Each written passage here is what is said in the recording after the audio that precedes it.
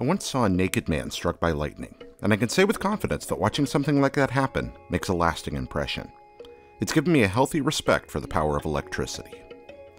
Nobody knows exactly what electricity is. We know some things about what it's made of and some things about how to harness it, but we still don't understand a lot about why it acts the way it does. Send a charge of electricity through a properly shaped piece of silicon, and you can do some amazing things, like make a video game.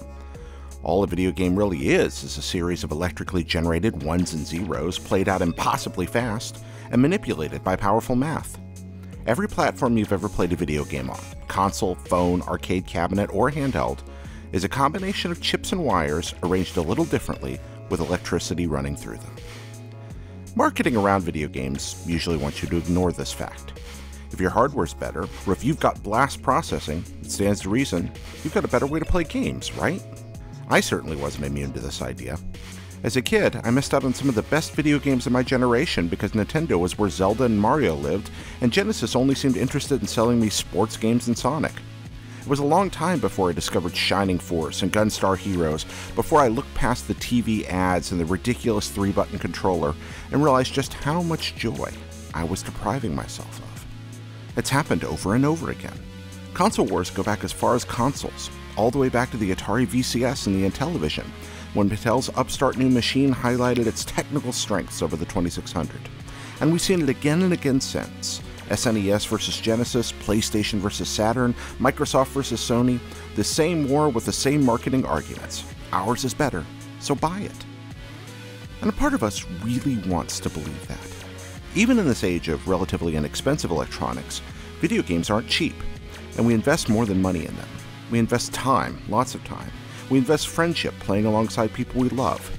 And because good games bring us joy and sometimes move us emotionally, we develop an emotional fidelity to them. We become powerfully committed to the experiences that draw us in. And when that happens, when we lose perspective, we can sometimes start being very silly about how we look at the world of games, or the world in general. Art isn't defined by raw power. There's an old story about the Renaissance artist Michelangelo. When asked how he carved his magnificent statue of David from a rock, he replied, "It was easy. You just chip away the stone that doesn't look like David." There's something to this quote in the DNA of video games. A platform is less a work of art than a tool set for creating art. A platform or a console or a handheld is the stone and the chisel. The art itself, that's the electricity and how you put it all together. Here's a funny thing about games. Just about every platform ever invented was better than its peers at something. And those strengths make for amazing games, but even a platform's weaknesses can pay off. The platform limitations and quirks can sometimes shape the art itself and make it even better. Developers learned that different hardware sometimes required vastly different artistic and mechanical interpretations of the same games when making ports. More than that, creators learned to leverage the weaknesses of each console into strengths. When engineer Howard Scott Warshaw wanted to try porting the arcade classic Star Castle to the 2600, he couldn't figure out how to do it to his satisfaction. So he instead looked at what the Atari's limited memory and graphics were capable of, and built around the limitations. The result, Yar's Revenge, may not look like much to you, but try it and you'll discover one of the most fun, tightly controlled console exclusives in history. The Sega Saturn's final hardware was rushed into production, and it required ridiculous fine-tuning to use correctly, but it had great 2D and a lot of powerful parts. And when developers learned to use all of those together, the results were delightful. The 360 was error-prone, but it was affordable and built with a wired online future in mind, and it launched ready to create a huge new independent game landscape. The original PlayStation's vast CD-powered memory allowed for gigantic games, but the N64 didn't have to worry about load times. The DS was underpowered and it lacked mass storage, but it was also cheap to develop for, and its 2 screens allowed for otherwise impossible new designs.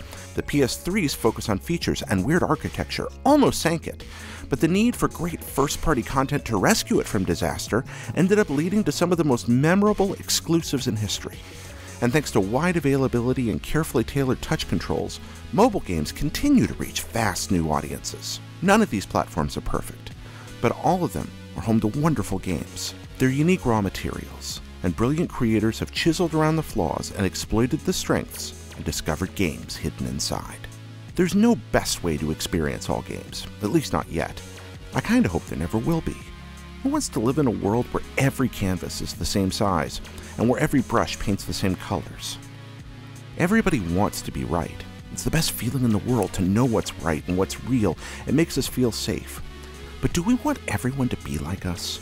Do we want a world without challenges, where nobody's different, where new ideas are shouted down, where rancor replaces learning, where our opinions about what is best and what is good and what is right are so ingrained?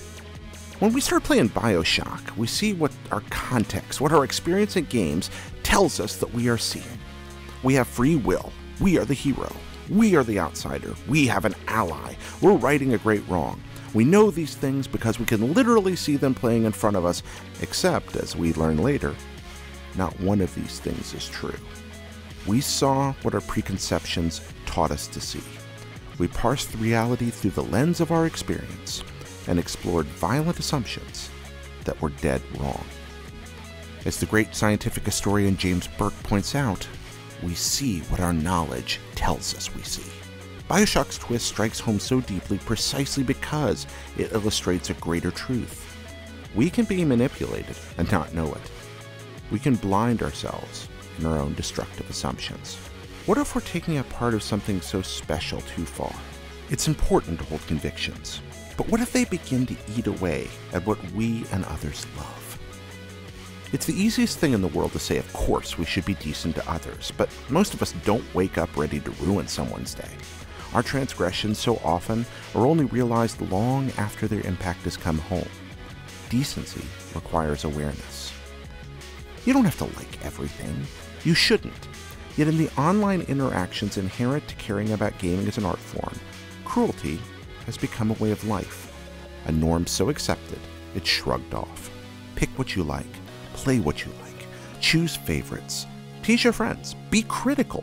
But before you speak, remember, you might just be wrong.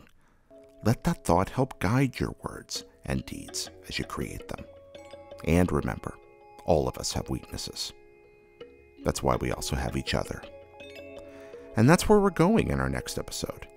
To find the place where our strengths and weaknesses begin and where they're passed on. Parents and children. Generations and the lessons learned between them manifest themselves in strange ways in games, sometimes dysfunctional, sometimes stunningly marvelous. And the genetic material of games extends far beyond just character arcs. What is a sequel, after all, if not a child of a parent game? We'll explore that soon on Hop, Blip, and a Jump.